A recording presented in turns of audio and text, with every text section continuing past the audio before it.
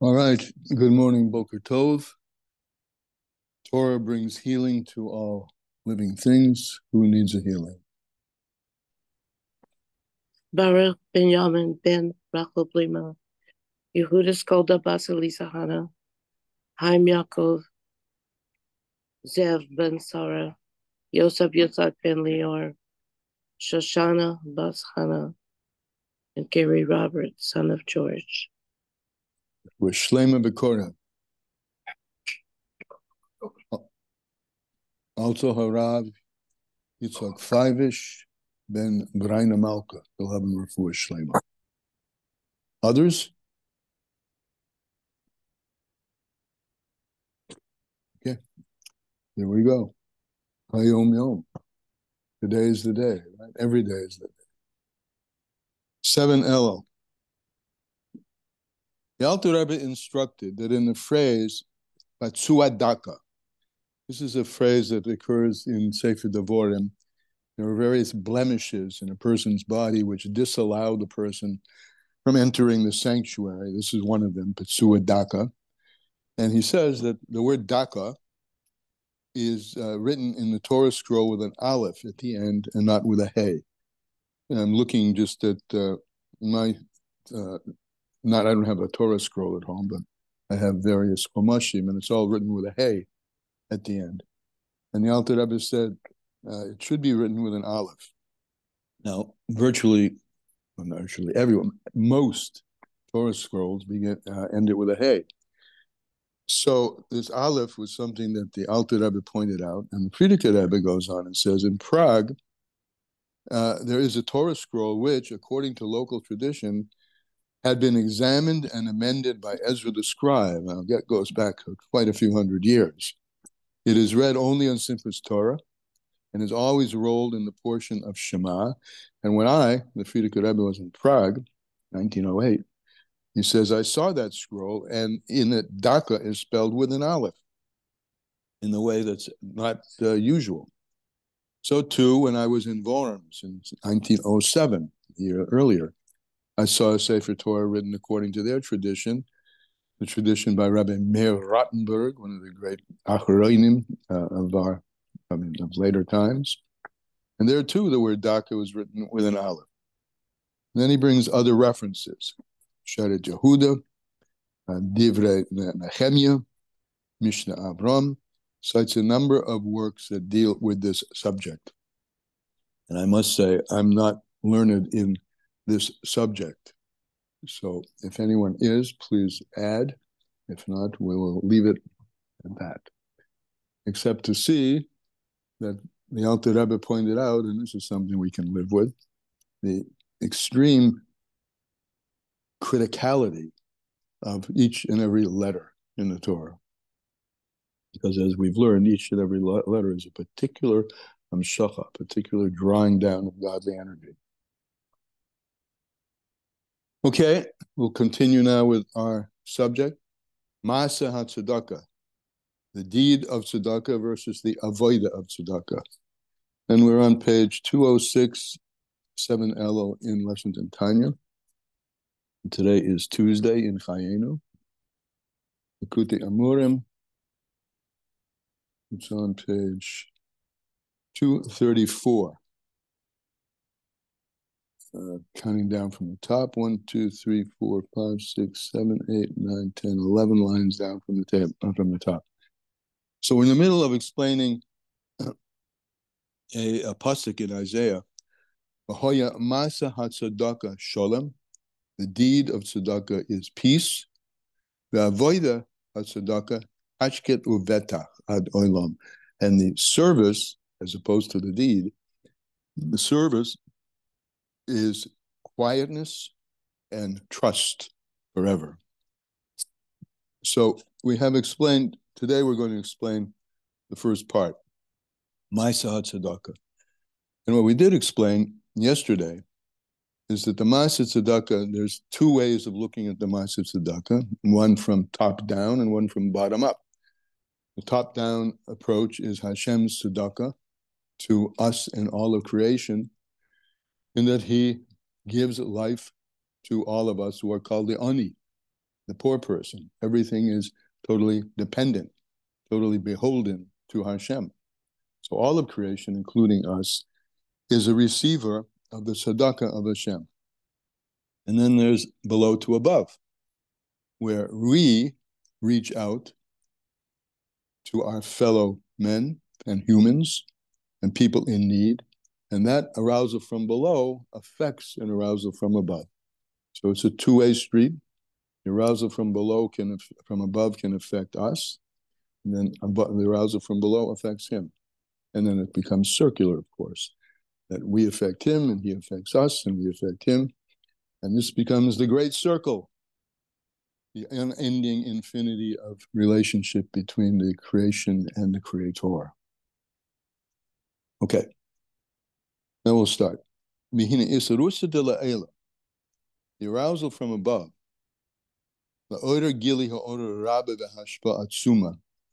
to arouse the revelation of the ray of light, the great ray of light, and the hashpa atzuma, and the strong flow that we mentioned above, me'or ein sof baruch hu, from the infinite light, may it be blessed, or the one who exudes the infinite light, may he be blessed. So that arousal from above, la'ases shalom, which makes wholeness. Right? We did mention that the midas that we gave, for example, midas on their own are opposite. We have chesed on the right, gevura on the left.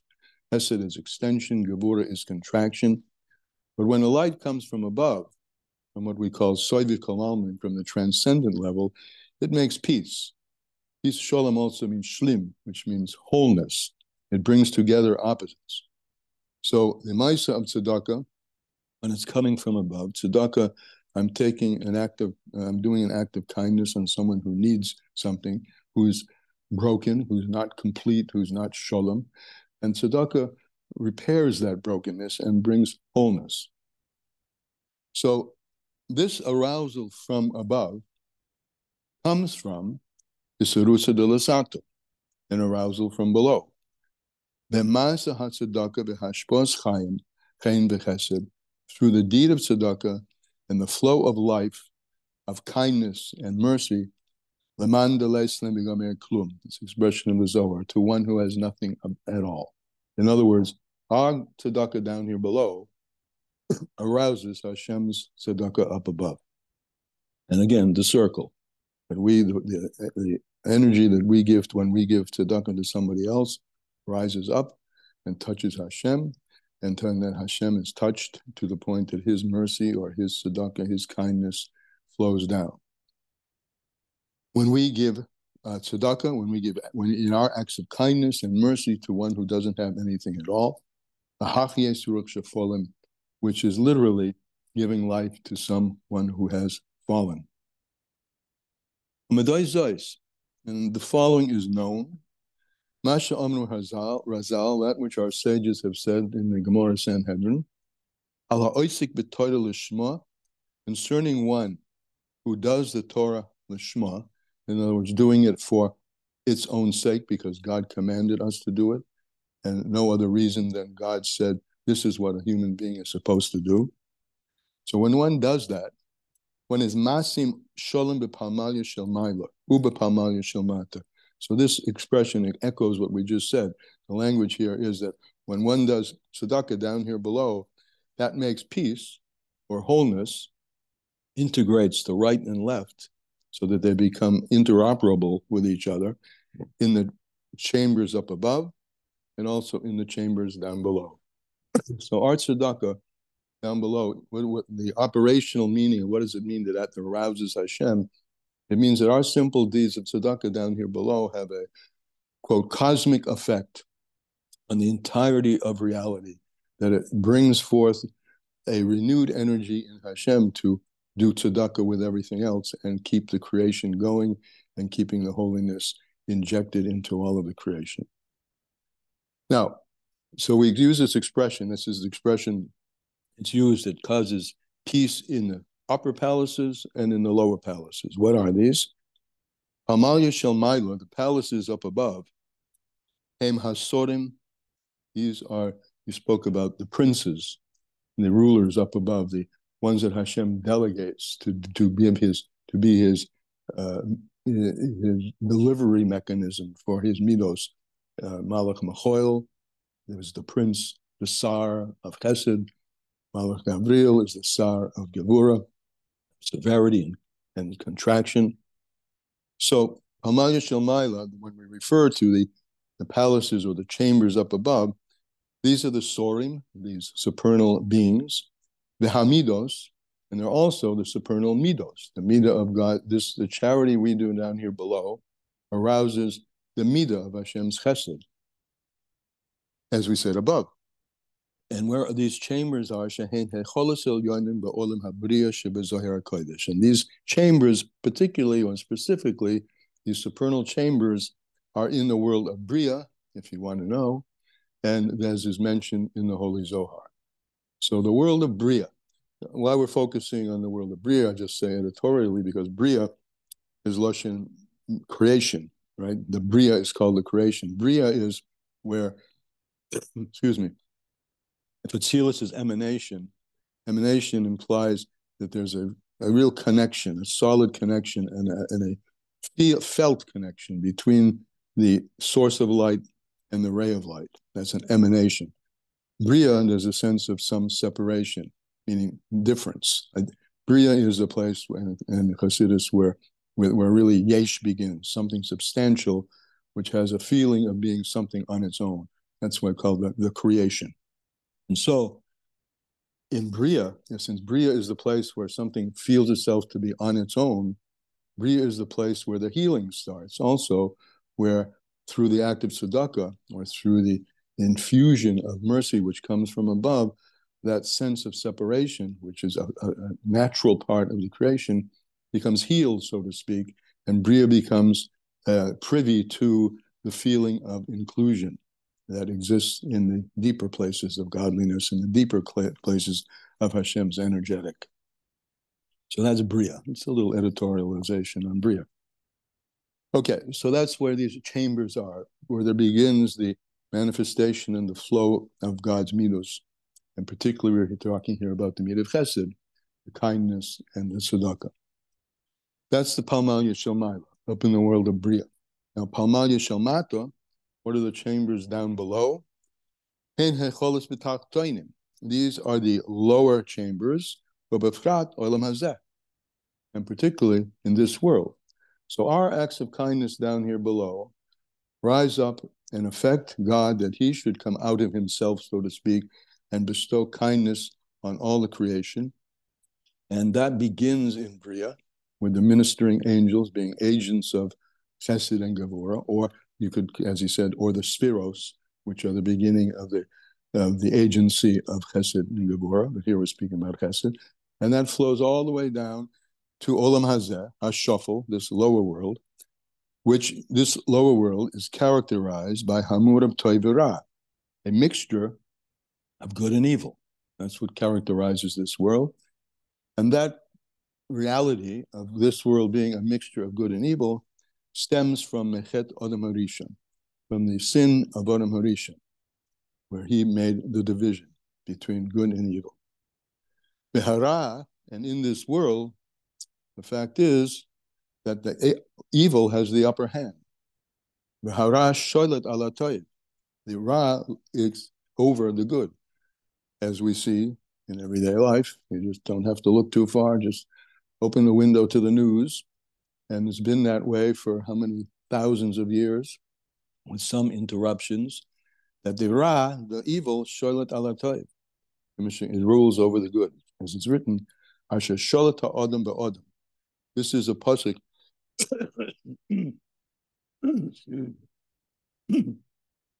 is a one second.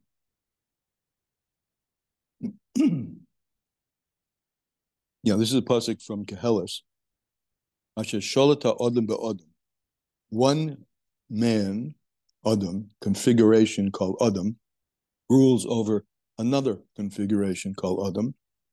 Ulaum mila'um ya'amots. And this is taken from Bereshis, the struggle in the womb between Yaakov and Esau. Two kinds of Adam. The Adam de Kedusha, which is all the flow of holiness that comes through Torah and mitzvahs, versus, because this is the battle that goes on, the battle between Yaakov and Esau, versus the Adam of the other side, who's all involved in things of either the lowest being things of corporeality, physicality, intellectuality, all those and all the isms that have been created, and all the political parties that, and party itself, of this party, that's the world of separation, Republican, Democrat, etc. So this world, the negative, is the world of the dominance of clippers. That's called the Adam on the side of evil. And then there's the Adam on the side of Kedusha, which is resolution of all opposites and integration. But the predominance in this world is, unfortunately, the sense of separation until the healing of that we are, God willing, each of us and all of us together, bringing forth soon, which is the healing of Mashiach. The world on its own is characterized by this. From the sin of the Eitz Hadas, that one nation rules over another. It's a battle between the forces of light and the forces of darkness. Ukenir behush, as we see in actuality. Now we'll take a look at a singular person, right? One person. Anikr b'shem olam katan, which it says that a singular person is called a small world, because all of this structure of Yud Sfiros, right, is echoed in the Yud, the 10 powers. Chokhmah Bina Das in the Sfiros, and Chokhmah Bina Das in our heads. So we are created in God's image, and we are an image of the larger macrocosm. So we call that image, when it's embodied in us, the Olam Katan. A person is a small world. And just like in the large world, there are contrary forces that need to be melded and to be brought to peace, right? Ma'aseh Shalom, tzedakah brings the peace. So there is in each and every individual. So in each and every individual, sometimes the good prevails, and sometimes the opposite prevails. As for Shalom. And there is no peace in the world ad es kates, until that end of time, the end of kates. Kates is demarcation. Until we end the separation and the demarcation, and that what does that, or what the world is like when that happens, is she is bara hatoy mihara, that the good is rectified from the evil. Now that's an interesting expression, and it needs to be taken to heart, that the good is mevara from the evil. So this harks back to lessons we've had earlier, Tanya, that the animal soul, per se, whose nature is to be involved in the world of separation, meaning the world of immediate gratification, that's the animal. However, the animal has sparks of holiness in it that come from very high levels, and that's the power of the animal. And if we can extract those sparks of holiness that are embedded in the animal, in other words, bring the animal soul to Shuvah, to bring the animal soul to the place where it's now wrapped in the service of God. One of the metaphors for this is like taking a wild ox and harnessing it to a grist mill, so that the power of the wildness is now utilized for creating nourishment and food. So she is bara hatay mihara, that there's rectified the good from the internality of the evil. And so that what manifests itself now as evil, that preoccupation, that same power of passion that the animal soul has for things fleshly and physical, etc., gets harnessed to the davek b'shorshi makari, to cling to its source, which its source is in the highest levels of kedusha, which is the mokar chayim, the source of all life. Baruch Hu. What is the source of all kedusha? The source of all life. May he be blessed. Ve'azai, and then when the animal has been transformed ultimately to utilize its power and passion for kedusha, Then azai yispardu kol poile oven. Then there's separated or dispersed from it all the activities that have to do with iniquity. V'ruach hatuma yavra min haaretz, and the state which is characterized as the state of Mashiach is the ruach hatuma yavra min haaretz. The spirit of uncleanliness will pass away from the earth. As when all the sparks have been rectified, purified, and drawn out from within the animal or the animal soul. Bechinas, what's been drawn out? Bechinas hatoiv hamechayehu. That there, this is an interesting way of putting it, because that the animal soul has life. Life is from Hashem. He's the Chai HaChayim, right? The life of lives. So anything that has life, and everything has life, even not everything is mobile, but even a piece of dirt, as I've said many times before, has a nefesh. I'm not saying this on my own. That's what Hasidus tells. Everything has a nefesh, which is the lowest level of the Chai HaChayim, the life of life.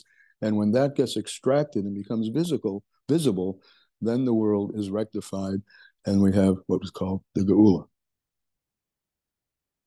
And that's today's time.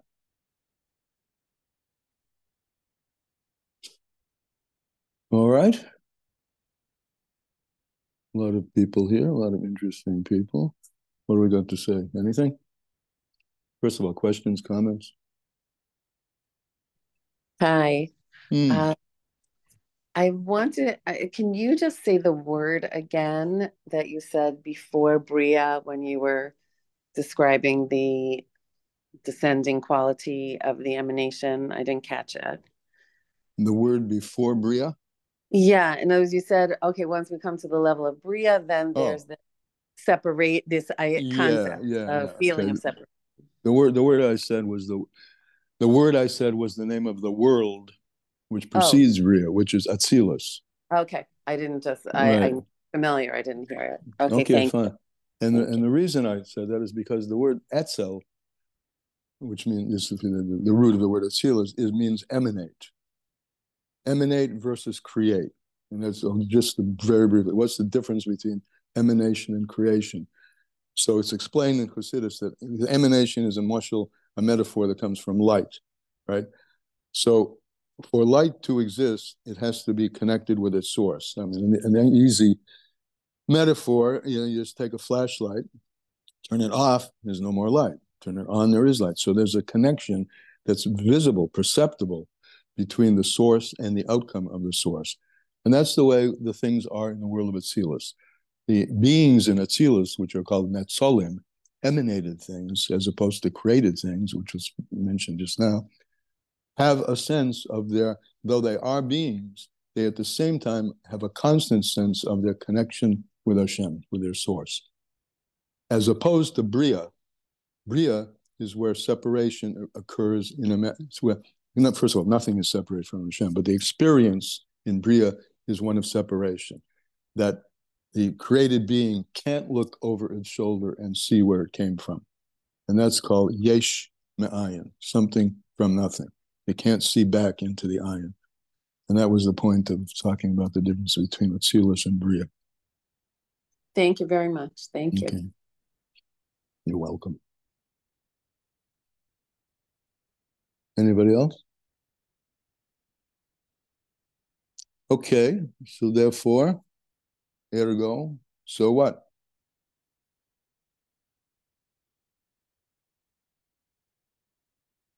Well, this little piece has been about the power of tzedakah. Yeah, somebody's hand's up. Chayenka, go ahead. Well, it's about tzedakah, but it's also about realizing that even though we see the worlds as separate, that they're not separate. Yes, that's true. When we're seeing the evil. Right. And tzedakah, realize it. Just think about it. When you do an act of tzedakah, you make a connection between you and somebody else. So tzedakah like visibilizes, it's not really a verb, but makes visible the connectedness between things, as opposed to the separation between things, which is our somewhat normative way of looking at things. It brings things together, tzedakah. The one who has to give and the one who needs become a unit. And that's itself is a Geula Dika thing, because that's the outcome of Geula is that everybody in all flesh will see the unity of everything. Good point. But is it meaning tzedakah in the broader sense of the word? I mean, any act of kindness is connecting. That doesn't, not just money. Okay. Exactly, because we're connecting tzedakah here with the midah of chesed, with God's kindness. His kindness is that he gives of himself to one who doesn't have anything.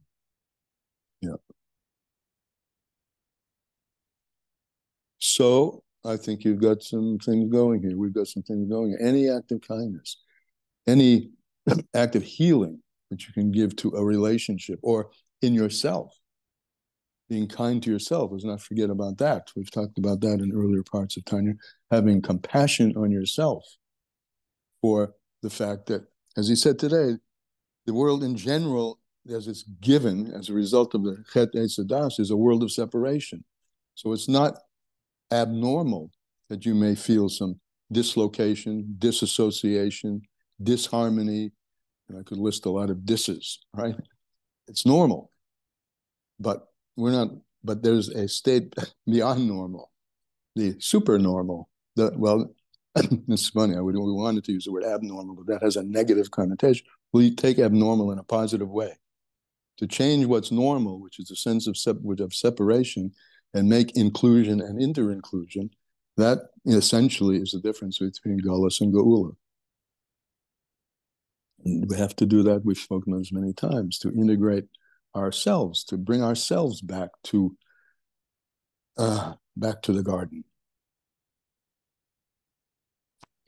I heard from Sarah Yehudit Schneider, if it's okay to quote from her, on Tisha B'Av. Trying to quote from her. I like her. Yeah, okay. In the old city of Jerusalem, which was very profound to be there. Like, this sounds very trite, but it's very profound to me anyway. Like, it takes one to know one. Well, like that's right? That's very Like good. I like that. Yeah. Like that we have to be as one as we can and integrated and whole to really appreciate and know Hashem. Yeah. So you can be the intermediary. With her permission, I'll use that. Okay. I'm sure she'd be glad. I'm sure she'd be. Okay. It's great. I like it. Very cute. Anybody else? I also heard Go ahead. that we need chesed and gevurah within ourselves, so that sometimes you can't keep giving until you can take care of yourself. So that's the gevurah, right, in realizing that you need to work on yourself and give to yourself as well as giving to others. Right. Okay. Very good. Anybody else? So Yeshikayach, let's live it today, and Amir Hashem, we'll see you tomorrow. Thank you. Bye-bye. Have a good day.